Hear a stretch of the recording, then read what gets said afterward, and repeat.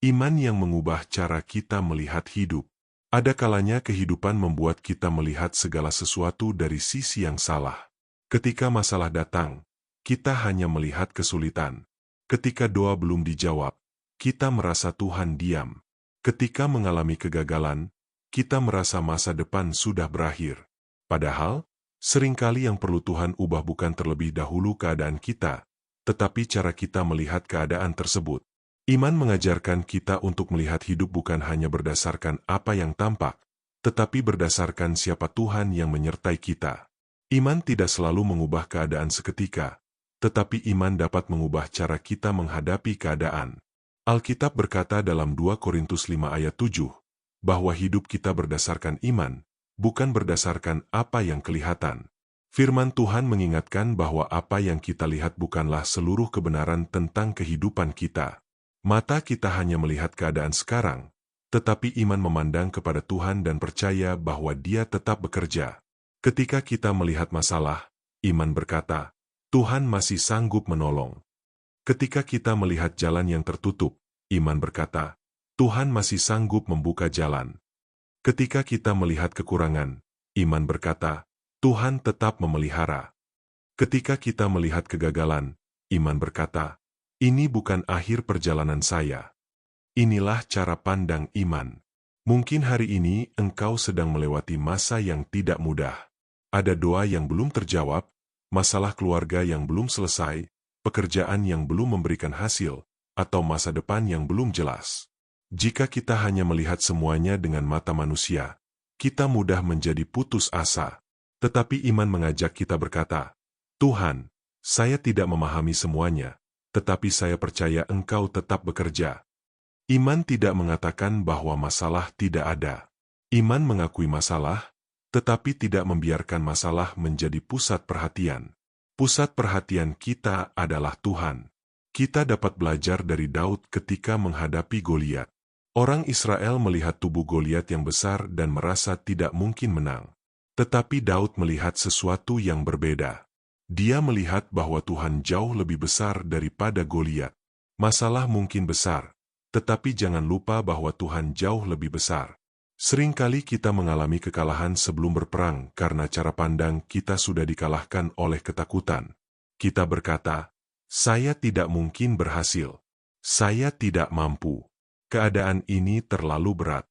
Tidak ada jalan keluar.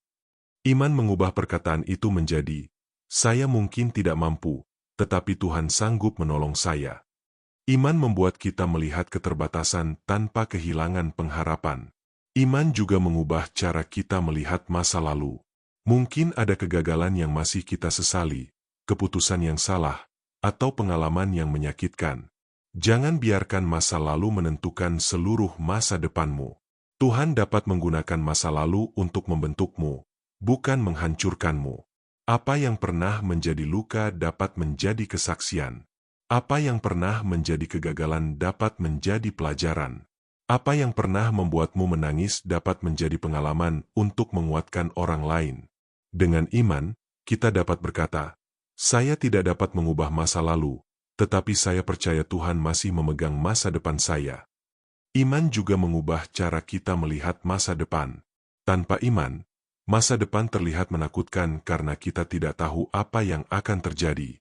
Tetapi dengan iman, kita dapat melangkah karena kita tahu siapa yang memegang masa depan. Kita mungkin tidak tahu apa yang akan terjadi besok, tetapi Tuhan tahu.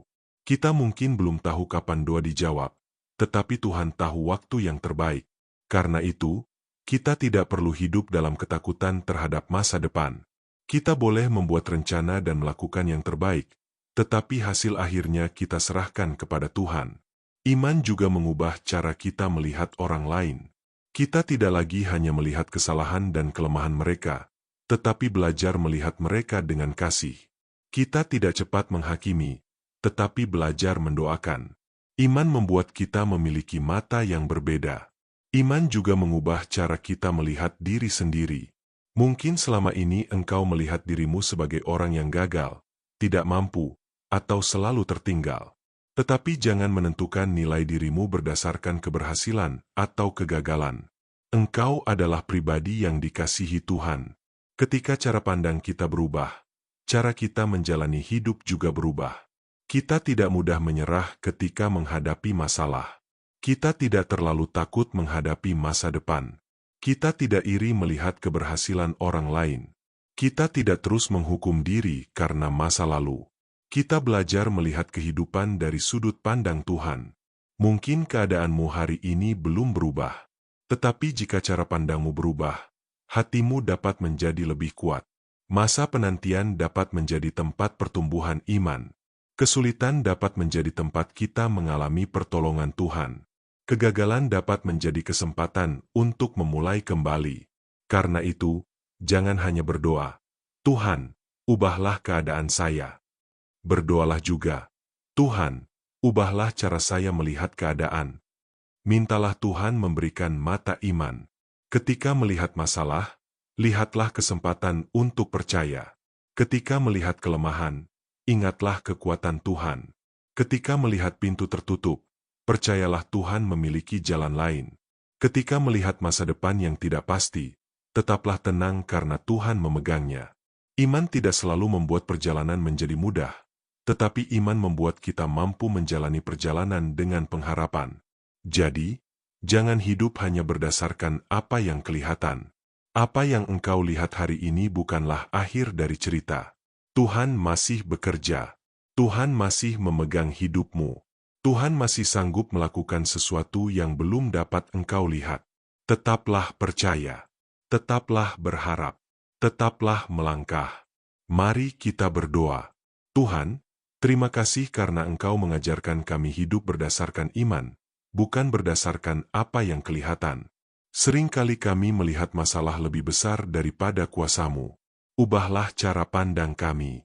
Berikan kami mata iman untuk melihat kebaikan-Mu di tengah keadaan yang sulit. Ajarlah kami melihat masa lalu sebagai proses pembentukan, masa kini sebagai kesempatan untuk setia, dan masa depan sebagai sesuatu yang berada dalam tangan-Mu. Dalam nama Yesus, amin.